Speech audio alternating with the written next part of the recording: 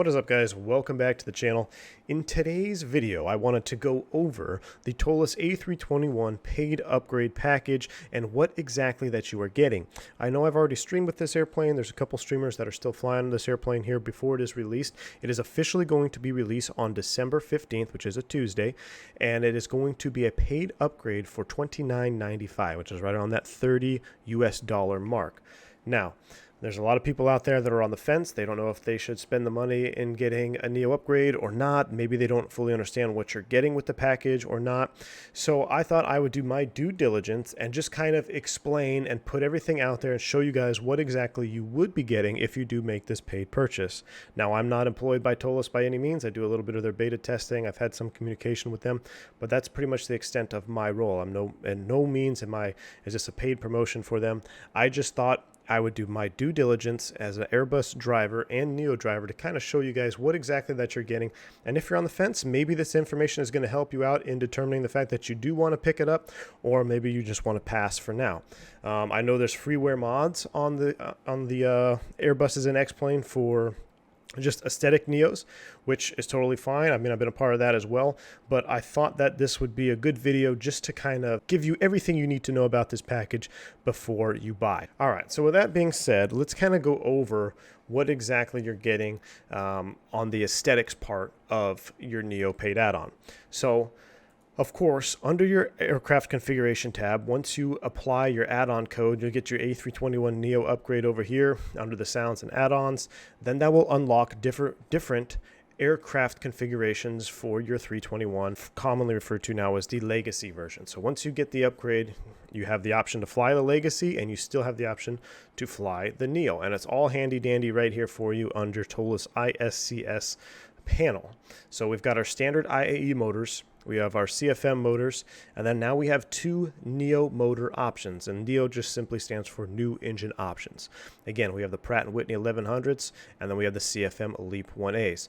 Both are very nicely modeled. We'll take a closer look at them here in just a little bit. Let's go ahead and get through this ISCS panel. But you have the configuration right here to change everything. Click of a button. All right. The subvariant, if you select one of the NEOs, you now have a subvariant option. You can do just a standard NEO. You can do a NEO LR or a NEO XLR. Now, the difference basically between these is the LR is capable of having ACTs, or additional center tanks for fuel, which are extended range.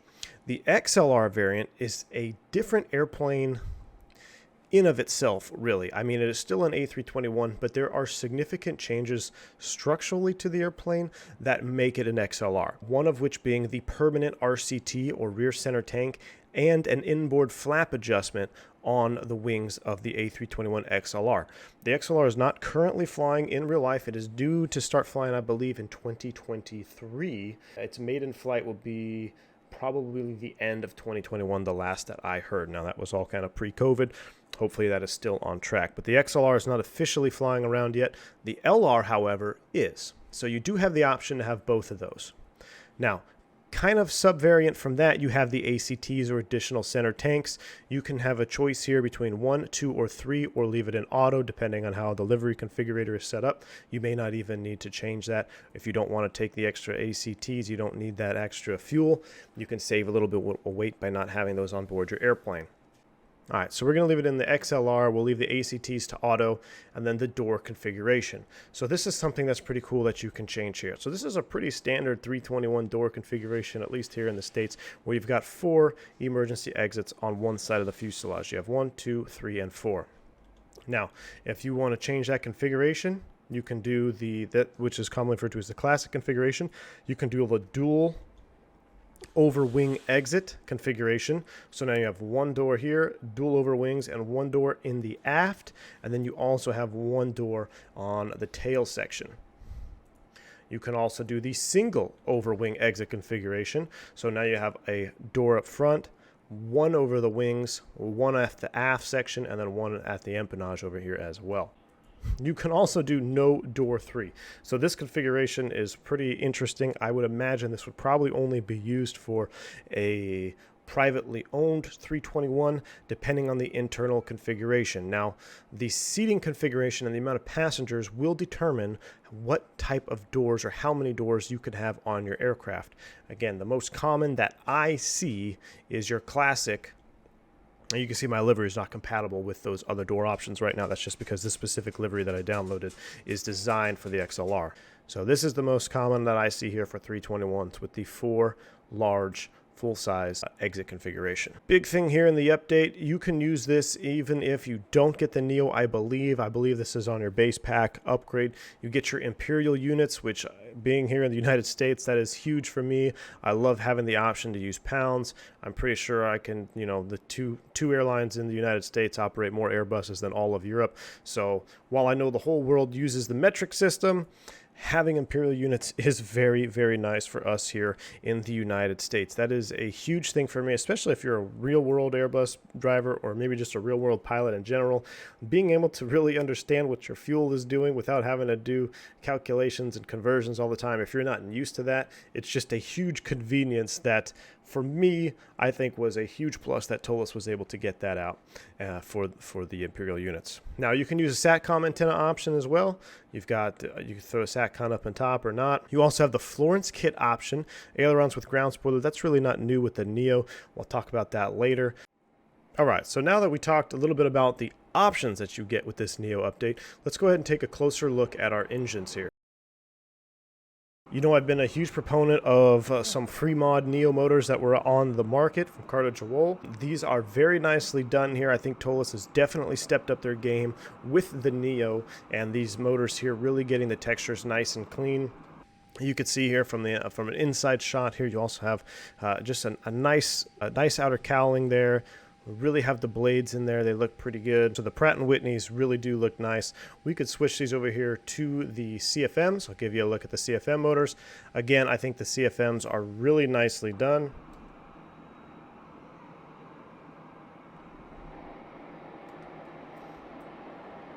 You can see here a close-up of the CFM engines. Really nicely done. They got that carbon fiber inlay. Go around the side of the engine here. Very pronounced CFM leap. Afterburner section looks very nice as well. So the modeling on these engines are pretty good. Definitely a step up from the original engines that Toliss first put out. I've been saying it before. I think they're making really good progress with the products that they're putting out, especially with when you take into account the amount of performance that you get with this airplane versus other Airbuses out there. The performance in the simulator is very, very good. Takes just a small hit. All right, so let's do a little engine startup here. We'll let the airplane do its cooling, and then we'll listen to the Pratt & Whitney startup sound.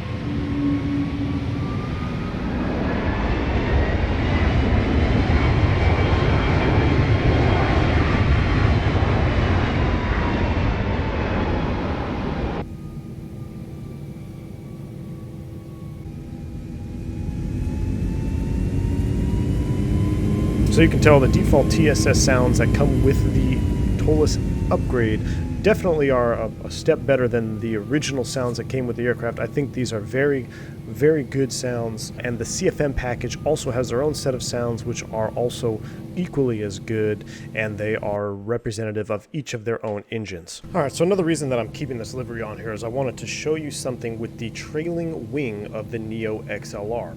So the standard 321, when it was designed with a double slotted Fowler flap on the trailing edge of the wing.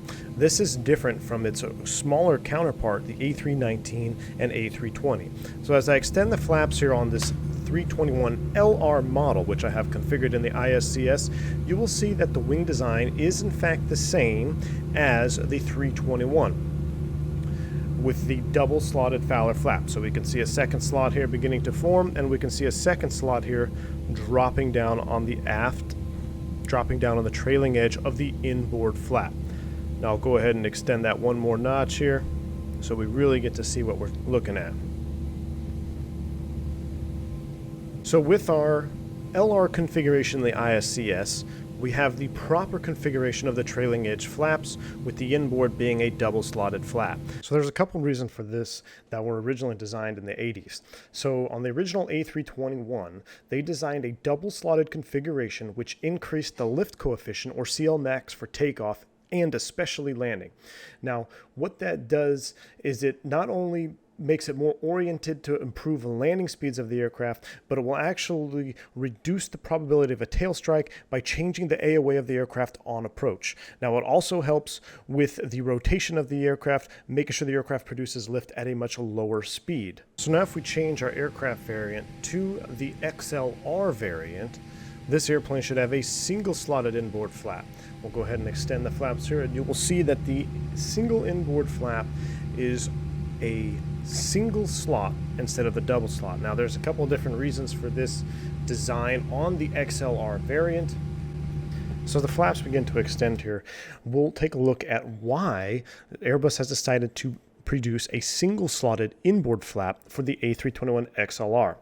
Now, the original 321 had a maximum takeoff of 83 tons. There have been subsequent incremental max tow increases up to 97 tons on the LR. Now, the XLR will be up to 101 tons, I believe, for their max takeoff weight. So a significant increase in maximum takeoff weight. Now, not only does that change the opportunity to carry more passengers and more cargo, the increased weight of the aircraft with the permanent RCT design is also in the equation. So Airbus, with its newer technology, has been able to design a single-slotted inboard flap that produces the same type of efficiencies as the old double-slotted flap. So not only do you get to save a little bit of weight with the new flap design, you also get to save on complexity, therefore reducing maintenance costs of the airframe by having that single slot. Now, not only does it save a little bit of weight and maintenance costs for the single slot flap design, it still is able to produce the type of performance and efficiencies that the old double slot flap used to be able to produce. Now, for takeoff especially, this is important for second segment climb numbers of the aircraft should you have to meet a single engine climb out or something like that. All right, so that's going to kind of wrap up the major external modeling changes that you're going to see specifically with your NEO update package. Now, there's a few other smaller things, such as you will get a new ADIRS panel, the new 321 NEO ADIRS panel. It's not the older system. It's a little bit more simplified, but it functions essentially the same exact way. You will get reinforced landing gear with the enhanced braking system for the 321 NEO aircraft, enhanced sharklets. You will also get properly modeled fuel systems with the ACT and RCT, and proper fuel flow and path flowing for that fuel system on the 321 NEO. So there's a couple other things that you're going to be getting with this NEO package. I just wanted to put it out there for those that were wondering, are you just paying to get different engines on your airplane? You're really not. This really is more than just visual engine changes that you're paying for when you upgrade to the NEO package. Now, the last thing before I let you go is the performance of the NEO. Does it actually perform like a NEO?